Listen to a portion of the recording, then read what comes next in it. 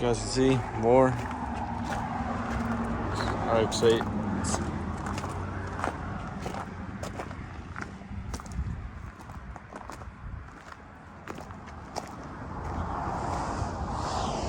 There's a lot of them.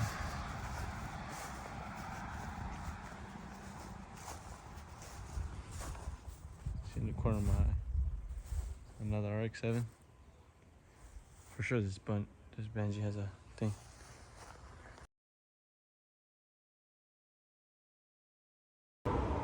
So in other words, when everybody said, "Oh, we're Mazda Center," well, I got an MPV, a 626, a 616. I don't do that.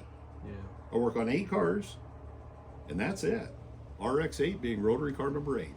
4 submodels, wagons and 4-doors.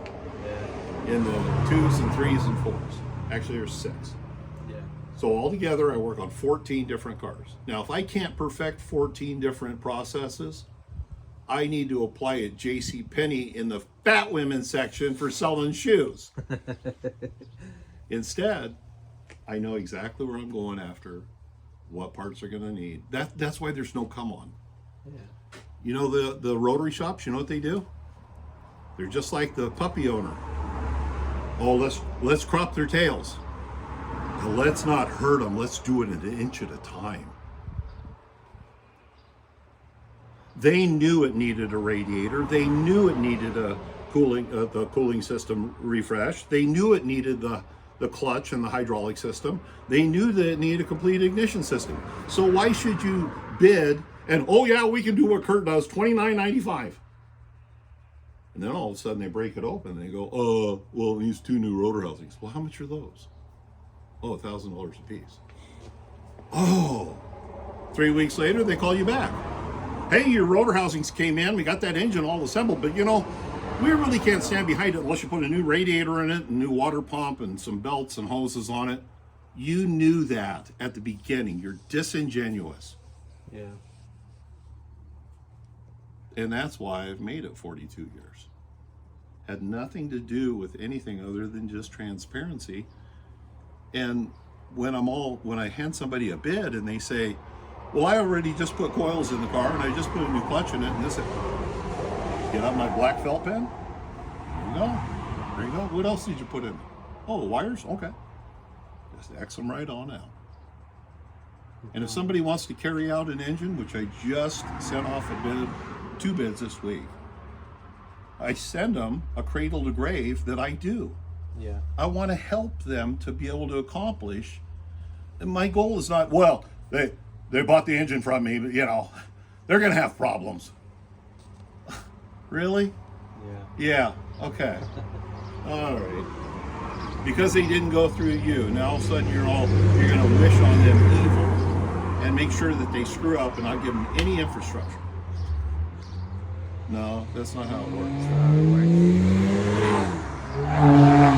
Now I had one customer, Wyatt, call me from the East Coast, and he says, and he wasn't a customer, it was a cold call. Hey, my name's Wyatt, I got a 2nd gen. He says, do you happen to know why these cars don't start when they're half warm and half cold? And I said, I do. They flood out. He says, really? He says, is there anything you can do about it? I said, it was so prevalent back in 86 to 91 that Racing Beat had a little toggle switch that they sold you that went in the center console where you could cut off the fuel, and then you'd hold the pedal down and you crank it, and then you'd pop the switch and the EFI would fire off. He says, well, I'll be. He says, can you do that nowadays? I said, yeah. You got somebody to help you? He says, he gets real quiet. He says, my wife, she's in the passenger seat, but boy, she hates this guy. She is mad. And I said, well, put her in the driver's seat. He says, why? And I said, well, pop the hood and I'll show you where the pink fuse is. It's closest to the engine. Just pop the cover off the EFI fuse block and take that pink fuse out and have her hold to the floor and crank it. He says, I'll do that. I said, no, do it now. So I'm sitting there building an engine on the phone on speaker. Yeah. And he says, okay, honey, he wants you to move over here. He says, it'll fire right off. He says, we just went in to get a big gulp. He says, man, she's ticked. So I said, have her hold to the floor. and we crank it. And after about, I said, pop that fuse in. It went, boom. He thanked me. He got off the phone. I didn't make a dime off from it. And most of my competitors would say this: I don't have time for that. And the ones that are in North Carolina, like Ernst, who's a great guy over at RX-7 store, he would say this: we know what it is. What is it? $500. So fast forward 7 months, and I get a call from a guy with a southern drawl.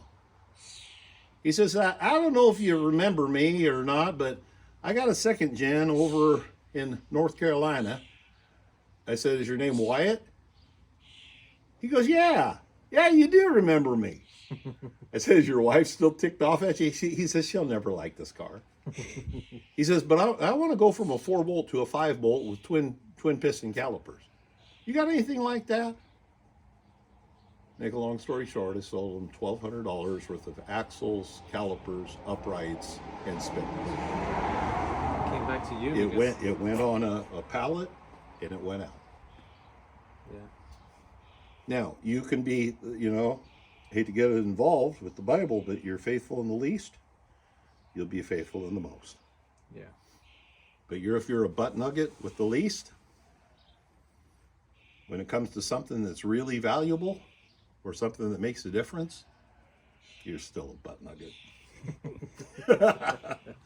I got to get my son out. We gotta get going. We're far away from home still. But yeah, go ahead and go in that door there. You'll see my Lotus. Lotus? I call it the RX-7. Yeah. Yeah, go ahead and go in there. I gotta get my son Go going. ahead. We're gonna record a little bit. We're gonna head out. I'll see you during the week sometime. All right, sounds good. Thank you, Kurt. Appreciate it. Man, it's humble. All these. You just let us come in here, record. What did he say about me? I don't want to say it because then they're gonna say, "Yeah, I'm right." He said that you're a real gangster. He said he admires me for what? For being a real gangster, for coming up to. Coming up to him and not just, can I record? So Yeah. he has a rotary Dune buggy. dune buggy. You I saw recorded that, all yeah. that already? Yeah, I saw there's a couple more RX-7s You back there. recorded over there? Did you go over there or no? I didn't go over there. We're gonna upload this video really quick so you guys can. This guy has a shop, a warehouse that he showed me a video. It is like unbelievable. I was having goosebumps on how much stuff he has. And he says he's gonna go ahead and let us come one day and he's gonna let us record his warehouse, his shop. He says all this is nothing compared to what he has. So he's gotta leave. We're gonna be out of here too. And it was an amazing. This is an amazing thing. This is something crazy.